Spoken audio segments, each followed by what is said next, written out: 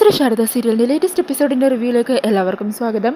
അങ്ങനെ എപ്പിസോഡ് തുടങ്ങുമ്പോൾ തന്നെ കാണിക്കുന്നത് ബാമ പറയുവാണ്, അങ്ങനെ ഈ വീട്ടിൽ നിന്ന് ആരും അവളുടെ വീട്ടിലേക്ക് ചെന്ന് അവളെ വിളിക്കേണ്ട കാര്യമില്ല. ബാമ, നീ എന്തായി പറയുന്നത്? നീയല്ലേ പറഞ്ഞത് പപ്പിമോളുടെ എന്താ ആഗ്രഹം സാധിക്കാമെന്ന്? ആ കുട്ടിയെ ബർത്ത്ഡേക്ക് വിളിക്കാൻ നീ സമ്മതം പറഞ്ഞതല്ലേ? അന്നേരം ബാമ പറയണേ, ഞാൻ സമ്മതം പറഞ്ഞ ഫോണിലൂടെ വിളിച്ചോ, അല്ലാതെ അവിടെ പോയി വിളിക്കാൻ ഞാൻ സമ്മതിക്കില്ല. അങ്ങനെ പറഞ്ഞ് ബാമ അകത്തേക്ക് പോകുവാണ്. ഈ സമയം പപ്പി വിഷമിച്ച് നിൽക്കുകയാണ് കേട്ടോ. അതാണെന്ന് രോഹിത് പറയണേ, മോള് വിഷമിക്കണ്ടോ കേട്ടോ, എപ്പോഴെങ്കിലും സത്യം ഫോൺ ഓൺ ആക്കുമല്ലോ, അപ്പോൾ വിളിച്ച് പറയാം. പിന്നീട് കാണിക്കുന്നത് കളക്ടറേറ്റാണ്. അവിടെ ശാലിനി അവിടെയുള്ള എല്ലാ സ്റ്റാഫ് മെമ്പേഴ്സിനെയും വിളിച്ചു കൂട്ടിയിരിക്കുകയാണ്. അവരെ മാത്രമല്ല, തീരദേശ പ്രദേശത്ത് കടലോരത്ത് താമസിക്കുന്ന പാവപ്പെട്ട കുറച്ച് ആൾക്കാരിൽ അവരിൽ നിന്നുള്ള പ്രതിനിധികളായ കുറച്ച് ആൾക്കാരെയും ശാലിനി വിളിച്ചിട്ടുണ്ട് കേട്ടോ. അങ്ങനെ എല്ലാവരോടായിട്ട് ശാലിനി തന്നെ ഡ്രീം പ്രോജക്റ്റിനെ പറ്റി പറയുവാണ്. ശാലിനി പറയണേ, സർക്കാർ നമ്മളെപ്പോലുള്ള ഉദ്യോഗസ്ഥർക്ക് ശമ്പളം കൊടുത്ത് നിർത്തിയിരിക്കുന്നത് ജനങ്ങളുടെ ആവശ്യങ്ങളും അവർക്ക് വേണ്ട കാര്യങ്ങളും ഒക്കെ ചെയ്തു കൊടുക്കാനും അവർക്ക് വേണ്ടി നടപ്പിലാക്കിയ പദ്ധതികൾ കാര്യക്ഷമമായിട്ട് നടത്താനും ഒക്കെ വേണ്ടിയാ. പക്ഷേ ഈ കാര്യം ശരിയായ രീതിയിൽ തന്നെ നമ്മുടെ സമൂഹത്തിൽ നടക്കുന്നുണ്ടോ? പലയിടത്തും പല ആൾക്കാർക്കും അർഹതപ്പെട്ട സേവനങ്ങളും അവകാശങ്ങളും ഒക്കെ പലരിലേക്കും എത്തുന്നില്ല. അതിന് കാരണം നമ്മുടെ അനാസ്ഥ മാത്രമല്ല, മറ്റു പല കാര്യങ്ങൾ കൂടിയുണ്ട്. അതുകൊണ്ട് ഒരു പുതിയ പദ്ധതി ജനങ്ങൾക്ക് വേണ്ടി അവരുടെ ക്ഷേമത്തിനും അവകാശങ്ങൾ നേടിയെടുക്കുന്നതിന് വേണ്ടിയിട്ട് ഒരു പദ്ധതി എൻ്റെ മനസ്സിലുണ്ട്. കുറച്ച് നാളെ അതിൻ്റെ പിന്നാലെ തന്നെയായിരുന്നു ഞാൻ. ഈ പദ്ധതിയിലൂടെ ജനങ്ങളും നമ്മൾ ഓഫീസേഴ്സിൻ്റെ ഒപ്പം ഭാഗമാകുവാണ്. ഇത്രയും നാളെ ജനങ്ങൾക്ക് അവർക്ക് ആവശ്യമുള്ളത് നമ്മൾ നേടിക്കൊടുക്കുമായിരുന്നു ചെയ്തിരുന്നത്. എന്നാലിപ്പോൾ ജനങ്ങൾ തന്നെ നേടിയെടുക്കട്ടെ, അതിന് നമ്മൾ അവരെ സഹായിക്കണം. അന്നേരം അവിടുത്തെ ഒരു ഓഫീസർ ചോദിക്കണം, അല്ല മാഡം, ഇപ്പോഴും ആ രീതി തന്നെയല്ലേ നടക്കുന്നത്? അന്നേരം ശാലിനി പറയണേ, ഇപ്പോഴും ആ രീതി തന്നെ നടക്കുന്നത്. പക്ഷേ ഇവിടെ അടിയാളർ ഉടയാളർ എന്നൊരു കോൺസെപ്റ്റ് ഉണ്ട്. പാവപ്പെട്ട കുറേ ആൾക്കാർ ഓരോ സേവനങ്ങളും അവകാശങ്ങളും കിട്ടാനായിട്ട് നമ്മുടെ ഓഫീസിലൊക്കെ കയറി ഇറങ്ങി നടക്കുന്നു. അവർക്ക് മുമ്പിൽ നമ്മളൊരു മേലാളുടെ റോളാണ് ഏറ്റെടുക്കുന്നത്.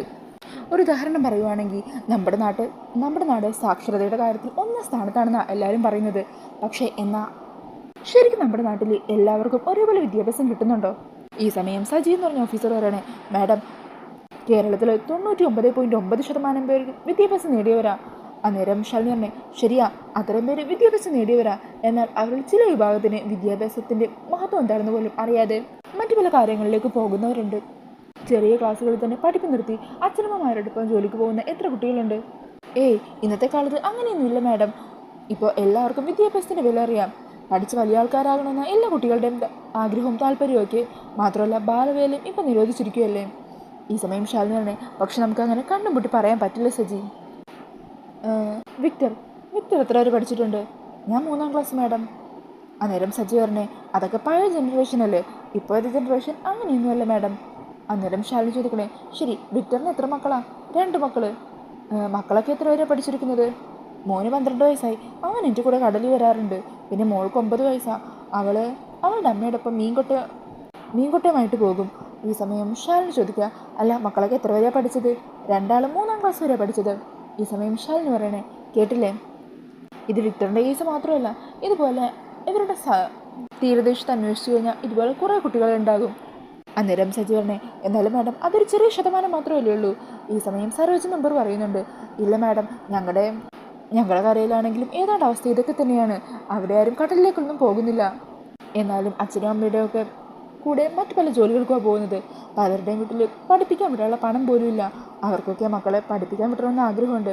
പക്ഷെ സാമ്പത്തിക ഞെരുക്കം കാരണം അവർക്കൊന്നും പറ്റുന്നില്ല. ഈ സമയം ശാലിനി പറയണേ, കേട്ടില്ലേ, ഇതാണ് ഞാൻ പറഞ്ഞത്. ഇവിടെയാണ് നമ്മൾ കുട്ടികളെ സ്കൂളിലെത്തിക്കാനായിട്ട് ഒരു പദ്ധതി ആസൂത്രണം ചെയ്യേണ്ടത്.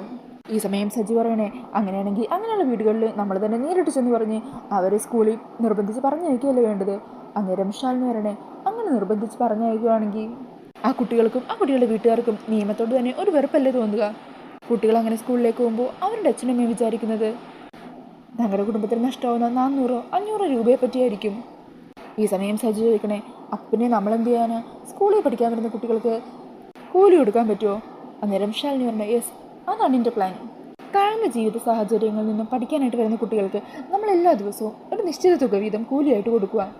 പഠിക്കാൻ വരുന്ന കുട്ടികൾക്ക് കൂലി കൂടി കിട്ടുമ്പോൾ അതവരുടെ വീട്ടിലും വലിയൊരു സഹായമായിരിക്കും. മാത്രമല്ല, അവരുടെ പഠനഭാരം വീട്ടുകാർക്കൊരിക്കലും ഒരു ഭാരമായിട്ട് മാറുകയില്ല. ഇതാണ് എൻ്റെ പദ്ധതി. ഈ സമയം അവിടെ കൂടിയിരിക്കുന്ന ചിലർ പല സംശയങ്ങളൊക്കെ ചോദിക്കുന്നുണ്ട്. അല്ല മാഡം, ഇങ്ങനെയുള്ളൊരു പദ്ധതി നടത്തുമ്പോൾ നമുക്ക് സാമ്പത്തികമായിട്ട് അതിന് അത്യാവശ്യം പൈസ ചിലവില്ലേ? ആ പൈസ നമ്മളെങ്ങനെ കണ്ടെത്തും?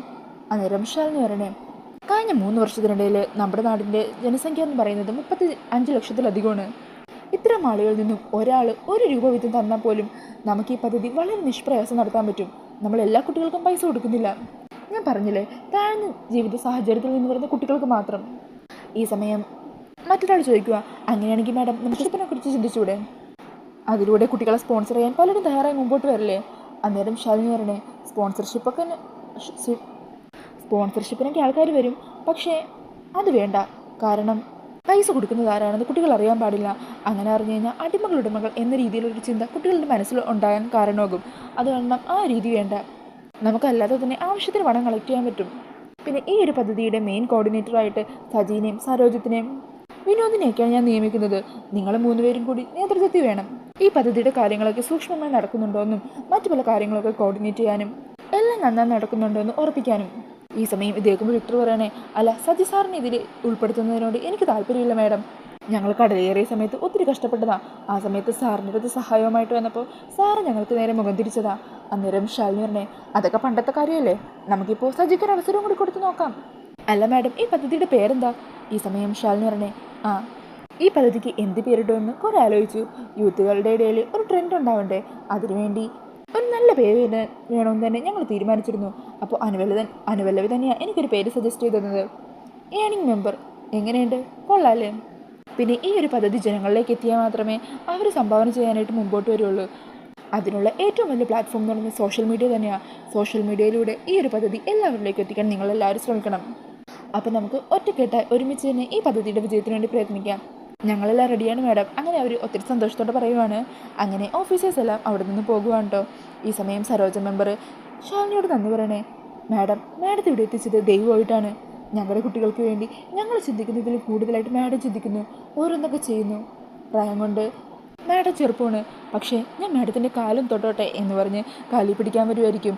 അന്നേരം ശാലിനി തടയുക. എന്താ സരോജ മെമ്പർ ഇത്? മെമ്പറെ പോലത്തെ ഒരു അമ്മ എനിക്കുണ്ട്. എൻ്റെ കുട്ടിക്കാലത്ത് അമ്മയും ഇതുപോലൊരു സഹായം ആശിച്ചിട്ടുണ്ടായിരുന്നിരിക്കണം. ഇപ്പോൾ വളർന്നു വലുതായി ഈ കളക്ടർ പദവിയിലിരിക്കുമ്പോൾ അങ്ങനെയുള്ള ഒരുപാട് അമ്മമാരുടെ മനസ്സ് എനിക്ക് വായിക്കാൻ പറ്റുന്നുണ്ട്. അവർക്കൊക്കെ വേണ്ടി ഇതൊക്കെ ചെയ്യണമെന്ന് ഞാൻ പണ്ടേ തീരുമാനിച്ചതാ. ഇതൊക്കെ ചെയ്യുമ്പോൾ എനിക്കുണ്ടാകുന്നൊരു സന്തോഷമുണ്ട്. അത് മാത്രം മതി എനിക്ക്. പിന്നീട് കാണിക്കുന്നത് സത്യഭാമ ഓരോരുത്തരെയൊക്കെ പപ്പുമോളുടെ ബർത്ത്ഡേക്ക് വേണ്ടിയിട്ട് വിളിച്ചുകൊണ്ടിരിക്കുകയാണ്. ഇത് നാളെയാണ് ബർത്ത്ഡേ, നീ നേരത്തെ തന്നെ എത്തിയേക്കണേ എന്നൊക്കെ പറഞ്ഞ് ഓരോരുത്തരെയും വിളിക്കുവാണ്. ഈ സമയം രാഘവനും രോഹിത്തും ശ്യാമയും എല്ലാവരും അവിടെ ഉണ്ടാകും. പിന്നീട് കാണിക്കുന്നത് ശാലിനിയാണ്. ശാലിനി ഫയലൊക്കെ നോക്കിക്കൊണ്ടിരിക്കുമായിരിക്കും. ഈ സമയം സത്യമോള് ജനലിൻ്റെ അവിടെ വന്ന് നോക്കുവാണ് കേട്ടോ. അന്നേരം ശാലിനി പറഞ്ഞേ, ഇതാര്? എൻ്റെ സുന്ദരിക്കുട്ടി ഇറങ്ങിയില്ലേ? ഇങ്ങ് വന്നേ. അന്നേരം സത്യ ചോദിക്കണേ, അമ്മേ നാളെ എൻ്റെ ബർത്ത്ഡേ അല്ലേ, അച്ഛനും കൂടി ഉണ്ടായിരുന്നെങ്കിൽ നല്ലതായിരുന്നു അല്ലേ അമ്മേ? ഈ സമയം സത്യ അങ്ങനെ പറയുമ്പോൾ ശാലിനിക്ക് ഉള്ളത് സങ്കടമൊക്കെ തോന്നുന്നുണ്ട്. അന്നേരം സത്യ പറയണേ, സാരമില്ല അമ്മേ, അടുത്ത പ്രാവശ്യത്തെ ബർത്ത്ഡേക്ക് നമുക്ക് നല്ലപോലെ ആഘോഷിക്കാം. അന്നേരം അച്ഛനും ഉണ്ടാവില്ലേ അമ്മേ? ഈ സമയം മറുപടിയൊന്നും പറയാതെ നിൽക്കുവാണ്ട് ശാലിനി. പിന്നീട് കാണിക്കുന്നത് പപ്പി ഫോണിൽ സത്യനെ വിളിക്കാൻ വേണ്ടിയിട്ട് ട്രൈ ചെയ്തുകൊണ്ട് താഴത്തേക്ക് വരുവാണ്. അങ്ങനെ താഴെ സോഫയിൽ വന്നിരിക്കുവാണ് കേട്ടോ. ഈ സമയം പപ്പിയുടെ കോൾ കാണുമ്പോൾ വേഗം തന്നെ സത്യ ഫോൺ എടുക്കുക. ഹലോ സത്യ, എത്ര നേരം ഇതിൻ്റെ ഞാൻ വിളിക്കുന്നു, നീ എന്താ ഫോൺ എടുക്കാഞ്ഞത്? അന്നേരം സത്യ പറഞ്ഞേ, അത് പിന്നെ പപ്പി, എൻ്റെ ഫോൺ സൈലൻ്റ് ആയിരുന്നു. അല്ല നീ എന്തിനാണ് വിളിച്ചത്? ഈ സമയം വിഷ്ണു താഴത്തേക്ക് വരുന്നുണ്ട്. പപ്പി അങ്ങനെ സ്പീക്കറിലിട്ടായിരിക്കോട്ടോ സംസാരിക്കുന്നത്. അന്നേരം പപ്പി പറയണേ, അതെ സത്യ, നാളെ എൻ്റെ ബർത്ത്ഡേ, നിന്നെ ഞാൻ ബർത്ത്ഡേക്ക് ക്ഷണിക്കാൻ വേണ്ടി വിളിച്ചത്. നീ നാളെ വരില്ലേ വീട്ടിലേക്ക്? അന്നേരം സത്യ ശാലിനിയോട് ചോദിക്കുവാണ് കേട്ടോ. ഈ സമയം ശാലിനി പറയണേ, മോളെ സത്യാമ്മ അറിഞ്ഞാൽ അത് പ്രശ്നമാവില്ലേ? അന്നേരം പപ്പി പറയണേ, സത്യ നിൻ്റെ അമ്മയുടെ അടുത്ത് ഉണ്ടെങ്കിൽ സ്പീക്കറിലിട്. അങ്ങനെ ശാലിനി പപ്പിയോട് പറയണേ, അല്ല മോളെ സത്യാമ്മക്ക് അതൊന്നും ഇഷ്ടമാവില്ല. ഈ സമയം പപ്പി പറയണേ, ഇല്ല ആൻറ്റി, സത്യാമ്മയോട് ചോദിച്ചിട്ട് തന്നെയാണ് ഞാൻ ഇപ്പോൾ വിളിക്കുന്നത്. സത്യാമ്മ സമ്മതിച്ചു. ഈ സമയം സത്യ പറയുന്നുണ്ട്, പപ്പി നാളെ ഇന്ത്യൻ ബർത്ത്ഡേയാ. ആണോ? അങ്ങനെയാണെങ്കിൽ ആൻറ്റി സത്യം കൂട്ടി ആൻറ്റി എന്താണെങ്കിലും നാളെ ഇവിടെ വരണം. ഞങ്ങളുടെ രണ്ടാളുടെയും ബർത്ത്ഡേ ഒരുമിച്ച് ആഘോഷിക്കാം. പ്ലീസ് ആൻറ്റി വരല്ലേ? ശരി മോളെ, വരാം. അത് കേൾക്കുന്നതും പപ്പിക്കും സത്യക്കും ഒത്തിരി സന്തോഷമാകുവാണ്. എന്നാൽ ശരി ആൻറ്റി, അപ്പോൾ നാളെ കാണാം എന്ന് പറഞ്ഞ് പപ്പി ഫോൺ കട്ടാക്കുവാണ് കേട്ടോ. ഈ സമയം അത് കേൾക്കുമ്പോൾ ശ്യാമക്കും രാഘവനും വിഷ്ണുവിനൊക്കെ ഒത്തിരി സന്തോഷമാകുവാണ്. അന്നേരം സത്യം ശാലിനിയെ കെട്ടിപ്പിടിച്ച് ഒരു ഉമ്മയൊക്കെ കൊടുക്കുന്നുണ്ട്. അങ്ങനെ എല്ലാവരും സന്തോഷത്തോടെ നിൽക്കുന്ന ആ ഒരു സീൻ കാണിച്ചുകൊണ്ടാണ് ഇന്നത്തെ എപ്പിസോഡ് തീരുന്നത്. അപ്പോൾ ഈ ഒരു റിവ്യൂ ഇഷ്ടമായാൽ മറക്കാതെ വീഡിയോ ഒന്ന് ലൈക്ക് ചെയ്യണേ.